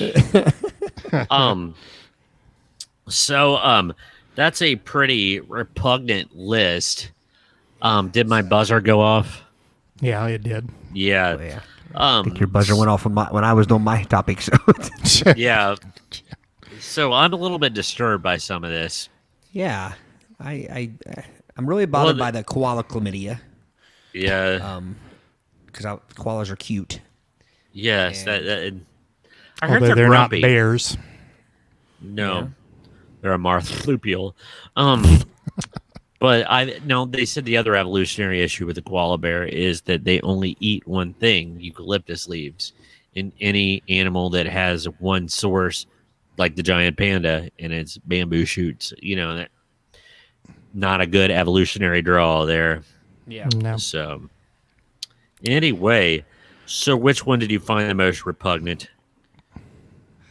Just In general, the worm that's called a fish.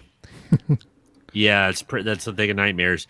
And like I said, because we are TV 14, full disclosure, I had to really tame down the proboscis monkey thing. The text was absolutely hilarious, but it is not suitable for our delicate audience. So it's descriptions thereof. Yes. So if you want to research that yourself, go for it. And you can report back to us. I'm going to as soon as this is over. I'm going to research it. Our delicate audience.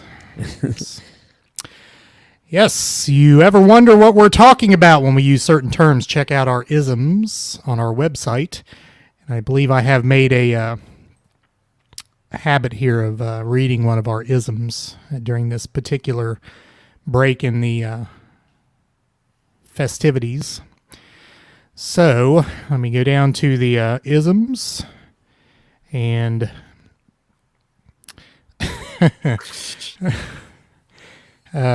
we have talked about up again it, but not in it tonight. We have made mention, although not in the original sense.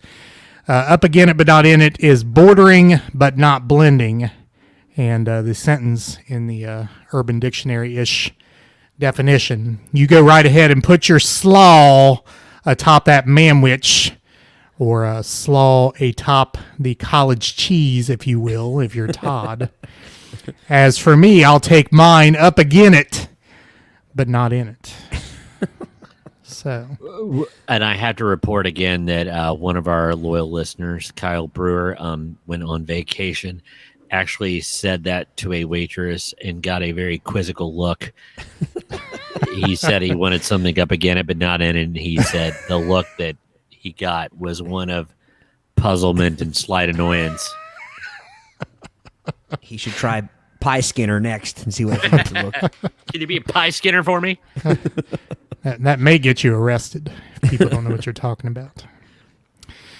All right, Howard. Maybe being cute is how koalas got chlamydia. There are a lot of sickos in this world, indeed. All right, game time. Game time. Segment number 3. All right, our game of the evening is one we played before. Haven't played for a couple months.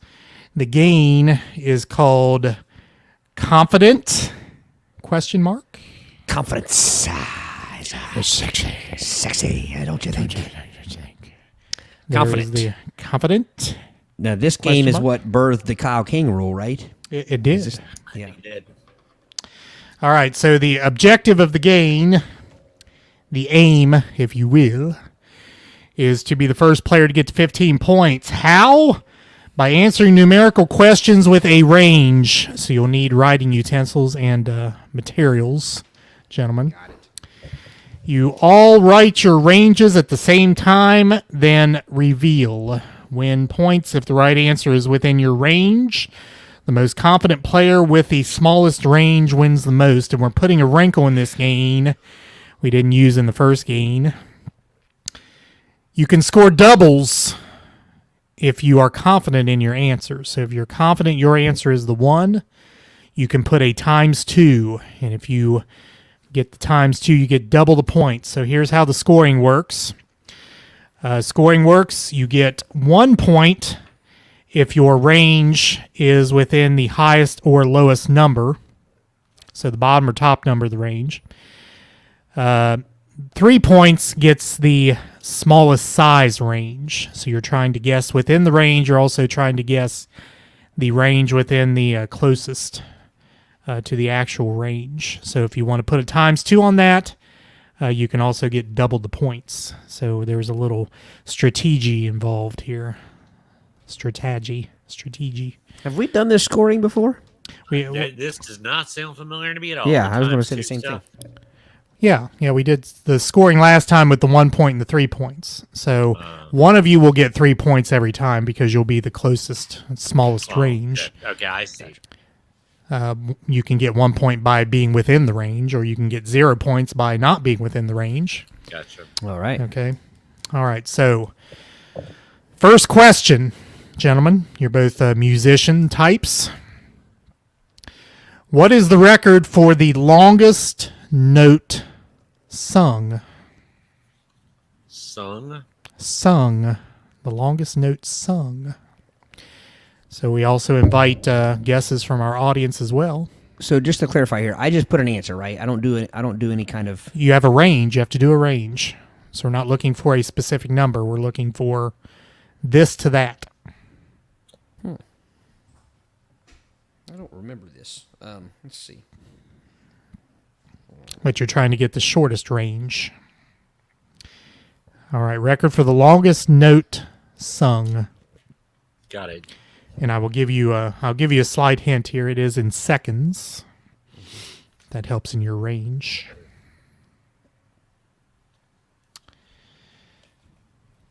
Longest note sung. Okay. All right. We drew straws backstage. Brady, you will go first here. I don't really know if it matters who goes first or whatever, but I guess you can show your answer first. 60 to 85 seconds. 60 to 85 seconds, says Brady. Todd, I what's your say range? 35 to 45 seconds. 35 to 45 seconds.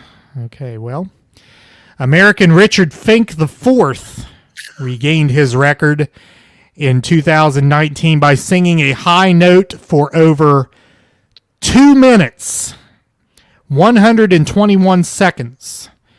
Quite an achievement, given it's hard just to hold your breath for that long. So, Wow. Yeah, I gotta be honest. Your hint threw me off. my hint threw you off? Yes, because when you said it's in seconds, I assumed that officially meant it was less than minutes. Oh, You see what I'm saying? Either way, yeah. I mean, but I got I was you. just I got thinking. you. Okay, well, That is long. I don't know. I mean, Yeah. good Lord. so neither of you got a point, No. gentlemen. So, Didn't I get a point for being the closest? oh well, yeah, we can do it that way. That would make the game go a little quicker. Okay. So,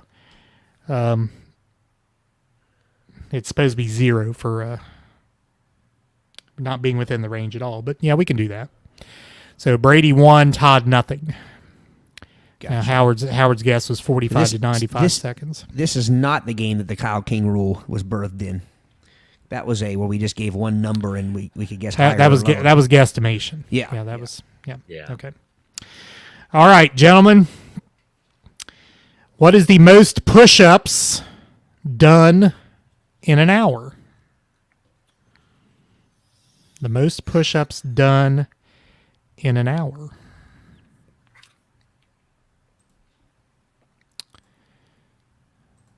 So I'll put the scoreboard up while they are giving their guesses. Brady 1, Todd nothing is the score.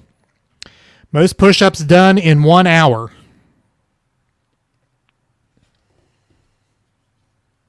Okay, got it. I got it. All right, Todd, I said you will be first here. 2,000 to 2,500. 2,000 to 2,500. Brady, I said 3,000 to 3,200. 3,000 to 3,200. Oh. Okay, so Australian Jared Young in 2018 set the record of 2,806. Average nearly 47 per minute. The most done in 24 hours is 46,001, which is about 32 a minute. So What did Brady say? I said 3,000 to 3,200. Man, but okay, so his lower end is within 194. Todd, what'd you say? I said 2,000 to 2,500. 2,500. So Brady with the got point. closest. Unless we're going, he went over. No, we're not doing Price is Right rules here. I got me thinking that I was interested because I remember reading here a while back that the longest plank held was by a 62-year-old former Marine. He held a plank for over 8 hours. Could you imagine? No. I saw. Great. What made me see that was I saw a funny meme and it said, "I can't even sleep for 8 hours." That's true. That's All right. Brady 2, Todd nothing is our score. Okay, gentlemen. Emails is the topic. Emails. In what year was the first email sent?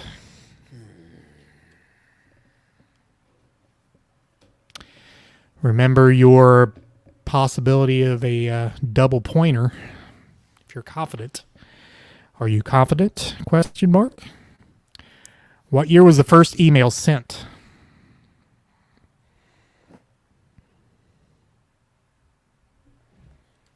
got it. Okay, Brady. Brady, you're first. 1984 through 1990. 1984 through 1990. Todd? I said 1976 through 1981. 1976 to 1981. It took a few years before it was known as an email, and 18 years before Tim Berners-Lee invented the World Wide Webs. However, the first email was I sent. thought Al Gore invented it. Well, depends on who you talk to, I guess. First email was sent in 1971. 1971. Todd with the point. So email is just as old as we are, Brady. I was fairly confident it was in the 70s. I should have doubled up. Would have I gotten 2 points had I? You would have gotten 2 points for being close. Closest. All right. Brady 2, Todd 1. Topic of this question is Jeopardy. Jeopardy. What is the longest winning streak in the game show Jeopardy?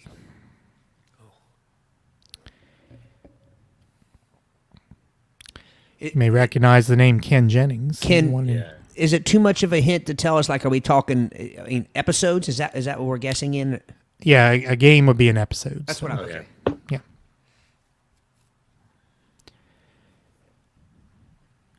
Achieved by Ken Jennings in the year 2004. Do I go first, or is Brady? You go first, Todd. I say 10 to 18 episodes. 10 to 18. Brady? I said 30 to 40. 30 to 40. Okay, again, Ken Jennings, 2004, also has the highest winning in regular season play with over 2.5 million. Brad Rutter has the highest all-time winnings with just under 5 million. However, the streak was 74 games. Gosh. Brady with the point, although not within the range. Not even close. 3-1. All right. Independent countries is the topic.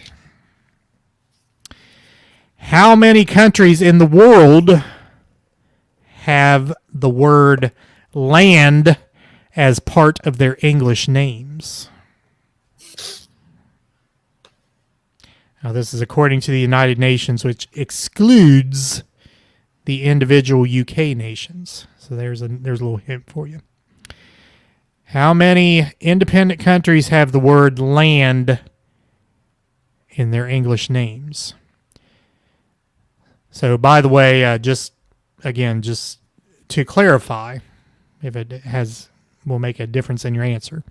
The UN does not specify individual UK countries. So, for example, England and Northern Ireland do not count as two. Okay. Nor do Wales or Scotland, which is another one. So the UK has 3 out of 4, which have land, but no. All right, Brady, you're first. I say 18 to 25. 18 to 25. Todd? I said 8 to 11. 8 to 11. Finland, Iceland, Ireland, Marshall Islands, Netherlands, New Zealand, Poland, Solomon Islands, Switzerland, Thailand, and the United Kingdom of Great Britain and Northern Ireland, which is the official name of the United Kingdom. What about Swaziland? It's an African republic. I read you the list. However, you still are not correct. 11 countries. So Todd with 3 points. Yeah. On the question. Swaziland should be on there. Swaziland. Greenland and other islands are not independent. See, I was counting Greenland. Greenland is a variation A of lot of Iceland. disclaimers in that question. Or Denmark. No, Denmark, right. Okay, gentlemen. World's longest zip line in feet. World's longest zip line to the nearest foot. Shit. Did you just say PC? He said feces. Got it. Todd? Hang on. Hang on. I'm going with my gut here. Without much Go thought. ahead, Brady. I said 3,000 to 3,200 feet. 3,000 to 3,200 feet. Todd? I went a bigger range, but I said 4,000 to 7,000. 4,000 to 7,000. Mm-hmm. The Jebel Jais flight in the United Arab Emirates starts on top of the country's tallest mountain, and participants reach speeds of 95 miles an hour. God, that is a zip line. Over the 9,291 foot zip line. That's a mile and a half. So Todd with the point. I got in the range, too. Does that mean... No, you didn't get in the range. What? I thought you said it was 5,000. 9,000. I'm sorry. I thought you said 5,000. 291. Gotcha. I'll just take the measly 1 point. 5-3, Todd. All right, next question has to do with cash or monies, paper monies, coinage. What percentage of transactions are paid with cash in the United States based on 2018 data?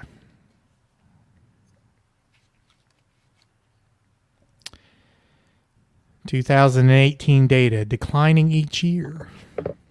So the current number is not as high as. All right, are we done? All right, I'm done. Are you got it, Brady? Got it. Yep. Okay. You go ahead, Todd. I say 15 to 18%. 15 to 18%. Brady? I said 25 to 35%. 25 to 35. It is declining each year. As I said, debit cards are the most popular payment method with 28% of transactions. Credit cards have 23%, and e-payments, checks, and money orders make up the rest of the 26%, which, well, I guess those would be, 74% of payments. So 26% are made in cash. So Brady with the range for the 3 points and regains the lead. Nice. 6-5. He got it. All right. He was right on, wasn't he? What did you say? He said 25 to 35. So Yeah. Oh, I thought you said 20. Never mind. I thought it was a smaller range than that. Either way. All right. Next question. Tigers. I know nothing about tigers. Tigers. How many tigers are left in the wild, estimated by the World Wildlife Federation as of 2020?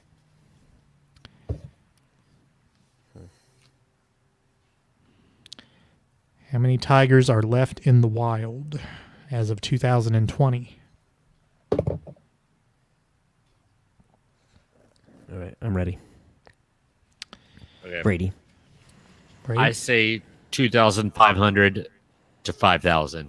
Pretty big range. Okay. 2,500 to 5,000. Todd? I went way lower. I said 80 to 105 tigers. 205. Bringing it up almost makes it sound more dramatic than there are thousands, but I guess thousands aren't Yeah. that many in the grand scheme of things. So at the start of the 20th century, about 100,000 tigers roamed across Yeah. Asia. Now it's 3,900 tigers. However, Oh, I was in range. yes, you were in range, and the number is growing. Yeah. So Nice. Brady Told you I knew nothing about tigers. I just guessed. with the niner. Is there a niner in there? 9-5, Brady. 9 to 5. All Way right. to make a Got the old podcast. Dolly Parton. So the next question is on Queen Elizabeth II. Queen Elizabeth II. Now, What I know year- how many of her there were? What year did Queen Elizabeth II become Queen of Great Britain? How do you double down? You just tell me you're going to double down. I'm doubling down. Okay. Does it have to be a specific number, or can it be a range? It's got to be a range. Okay. You can have a range of 1. I mean, that would be the lowest range. Yeah.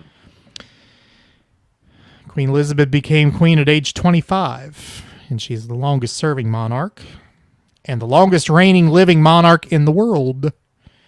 What year did she become queen? Brady doubling down.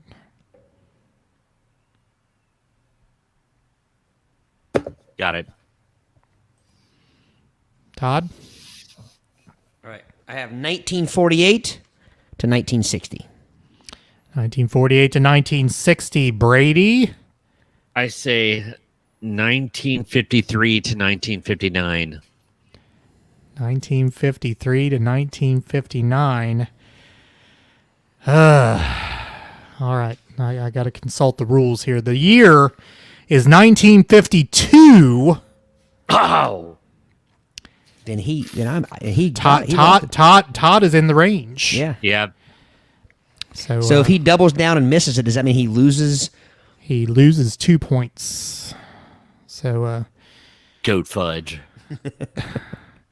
so Todd in the range gets 3 and takes the lead 8-7.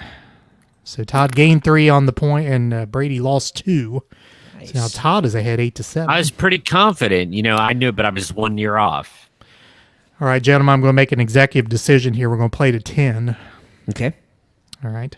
First one to 10, then we're going to have a bet. Okay. All right. In honor of the Olympics, Olympic gold medals, how old was the youngest person to win an Olympic gold medal in years and complete months? Years and complete months.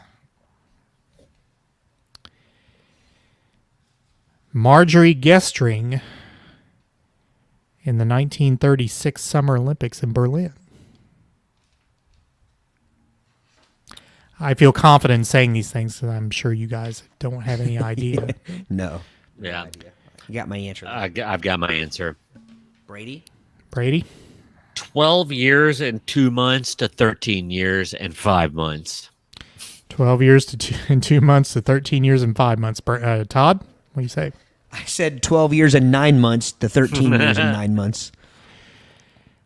So again, 1936 Summer Olympics in Berlin. The springboard diving competition is what she won. At 13 years and 8 months. In the range, Todd Griffin. So that puts us over the magic 10 mark.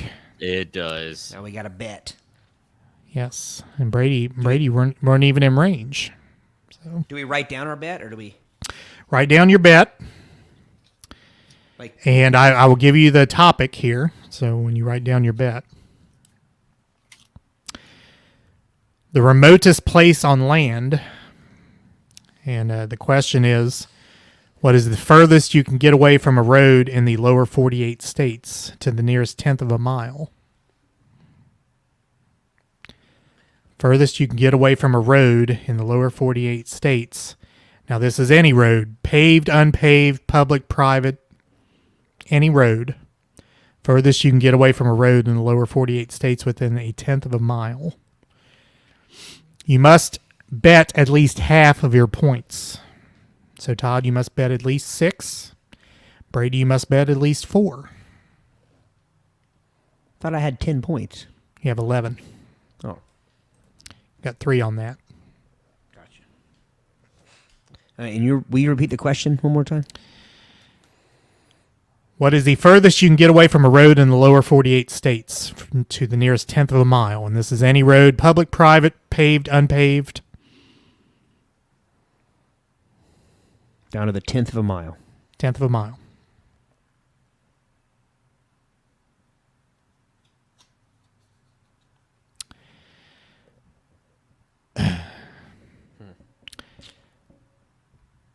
Okay, Brady, we will do this match game style. Since you're behind, you'll be the first one to go. Okay. Nearest tenth of a mile.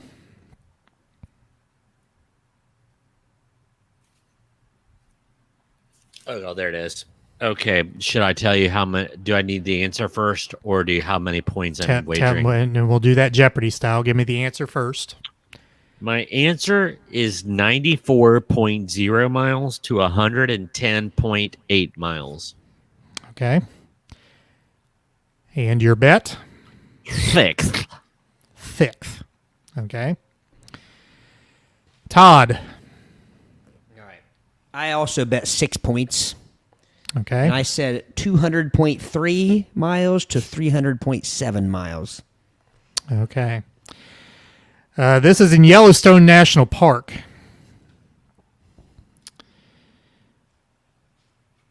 It's over 75 miles to hike there and back, so it can take up to a week. However, in a beeline, as the crow flies, 21.7 miles is the amount of distance. So I believe Brady I'm the closest. was the closest. Yeah. So he bet 6. So he ends up with 13. Todd bet I bet 6. 6. End up with 5. Ends up with 5. So our Yes. final score, Well Brady done. roars to the comeback. 13-5 Rawr. is the Nice. final. All right. That was a tough question. That was a tough question to think about. you look like a Sound like a- dressage I was horse. going to say, you look and sound more like a chlamydia-ridden koala than you do like... Cool. So what does a chlamydia-ridden koala sound like? Here, What you just I will did. demonstrate.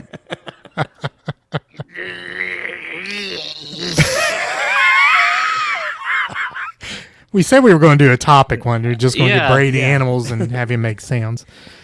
So there's your chlamydia-ridden koala to round out our show.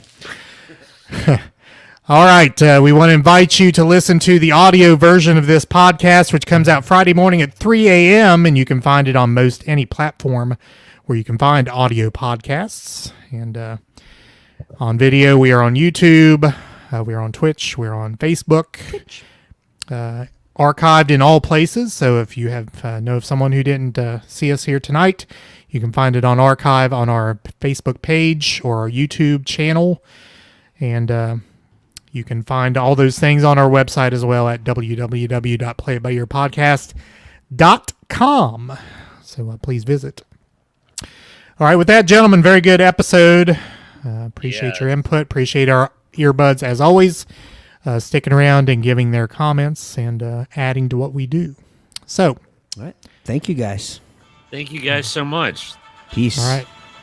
Well, there's our 20 minutes. Ooh. Todd took us out. Do that.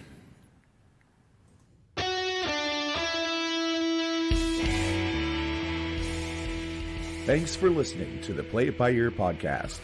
You can follow us on Facebook, Twitter at Play It By Ear Pod 2, and our website at anchor.fm/Play It By Ear podcast.